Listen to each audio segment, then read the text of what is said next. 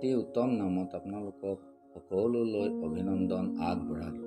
পবিত্ৰ বাইবেল যোহন 17 অধ্যায় 12ত আমি এইদৰে পঢ়োঁ যে মই তেওঁবিলাকৰ লগত থকা কালত তুমি যি নাম মোক দিলা, তোমাৰ সেই নামত মই তেওঁবিলাকক ৰাখিলোঁ আৰু তেওঁবিলাকক পহৰা দিলোঁ, তাতে তেওঁবিলাকৰ এজনো বিনষ্ট নহ'ল। শাস্ত্ৰীয় বচন সিদ্ধ হ'বলৈ অকল বিনষ্টৰ পুত্ৰহে বিনষ্ট হ'ল। প্ৰভু যীশু খ্ৰীষ্ট ঈশ্বৰৰ পুত্ৰৰ অৱতাৰ লোৱাৰ মুখ্য উদ্দেশ্য হ'ল পাপী মনুষ্য জাতিৰ উদ্ধাৰৰ দ্বাৰাই পিতৃ ঈশ্বৰৰ মহিমান্বিত কৰিবলৈ। পাপী মানুহ জাতিৰ বাবে ঈশ্বৰে নৰকৰ শাস্তি ধাৰিত কৰিছে। এই নৰক পৰা